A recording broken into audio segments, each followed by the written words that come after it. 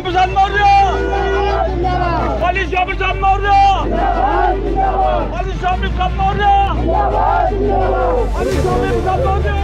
नमस्कार, आप देख रहे हैं निष्पक्ष न्यूज। खबर यूपी के उन्नाव से है। संविधान सम्मान और जनहुंकार यात्रा उन्नाव लेकर पहुंचे स्वामी प्रसाद मौर्य। वही स्वामी प्रसाद मौर्य का उन्नाव नवाबगंज स्थित समरौली शिवानी ढाबा पर समर्थकों द्वारा माल्यार्पण कर उनका स्वागत सम्मान किया गया। वही स्वामी प्रसाद मौर्य ने मीडिया से बात करते हुए कहा कि सरकार में बेरोजगारी चरम सीमा पर नजर आ रही है और बहन बेटियां सुरक्षित भी नहीं है। देखिए स्वामी प्रसाद मौर्य के बयान पर घमासान स्वामी प्रसाद की सुनिए जुबान। संवाददाता रवि राजपूत की रिपोर्ट।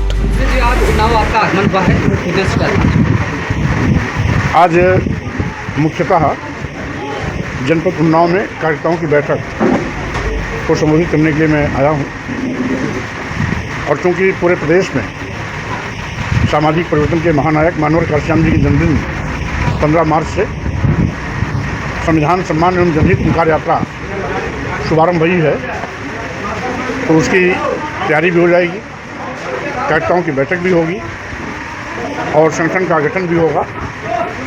इसलिए आज की बैठक बहुत महत्वपूर्ण है और जल्दी ही लखनऊ मंडल और कानपुर मंडल का जब यात्रा सुनिश्चित होगी तो उसकी तारीख भी लखनऊ मंडल और कानपुर मंडल के मुख्य पदाधिकारियों के साथ बैठक करके उसको अंतिम रूप दूंगा, तय करूंगा।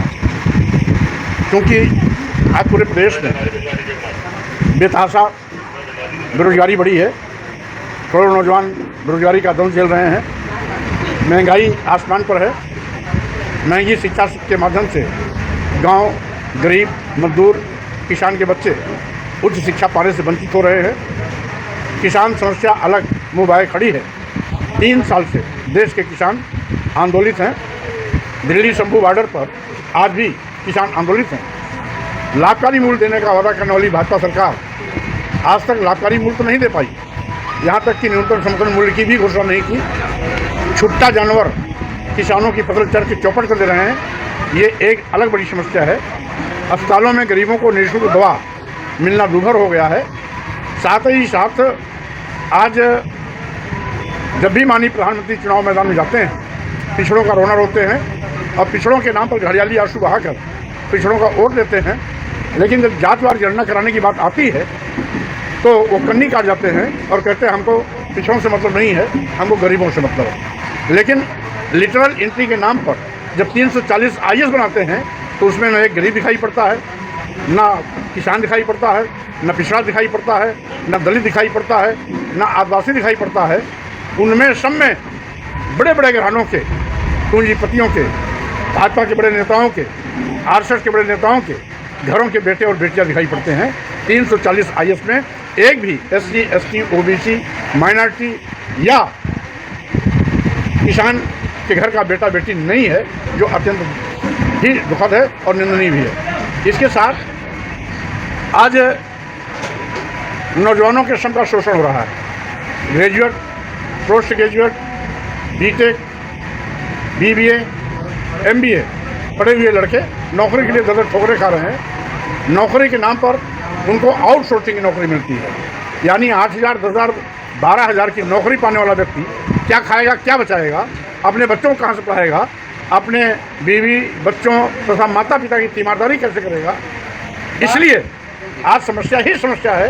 इन सारी समस्याओं को लेकर के हमारी संविधान सम्मान जनहित हुंकार यात्रा पूरे प्रदेश में दौरे पर निकली है। इसके साथ ही साथ आज SC, ST, OBC, माइनॉरिटी पर बड़े पैमाने पर जुल्म अत्याचार हो रहे हैं। यहाँ तक कि तमाम नौजवानों को गोलियों का शिकार बनाया जा रहा है, हत्याएँ हो रही हैं, बहन बेटियाँ बलात्कार शिकार हो रही हैं और इस तरीके से घटना आए गए दिन प्रदेश के हर जिले में घटित हो रही है, जिसके खिलाफ मैं पूरे प्रदेश में इस संविधान सम्मान और जनहित हुंकार यात्रा के माध्यम से कुंभकर्णी नींद सोने वाली सरकार को जगाऊंगा भी और लोगों के सम्मान स्वाभिमान के साथ खड़ा होने के लिए उनसे अनुरोध भी करूंगा। मंत्री जी, एक सवाल एक और है कि आने वाला चुनाव 2027 को लेकर क्या तैयारी है? किसी से गठबंधन करेंगे या फिर अकेले? देखिए, चूँकि देश बड़ा है, प्रदेश बड़ा है, गठबंधन को ठुकराया नहीं जा सकता। परिस्थितियाँ बनती हैं तो गठबंधन भी किया जाएगा, फिलहाल अपनी जनता पार्टी पूरे प्रदेश में सभी 403 सीटों पर लड़ने की तैयारी कर रही है। यदि उस समय गठबंधन की कहीं कोई बात होती है तो लाइक माइंडेड लोगों के साथ वो भी बात किया जा सकता है। मंत्री जी, एक और आखिरी सवाल है।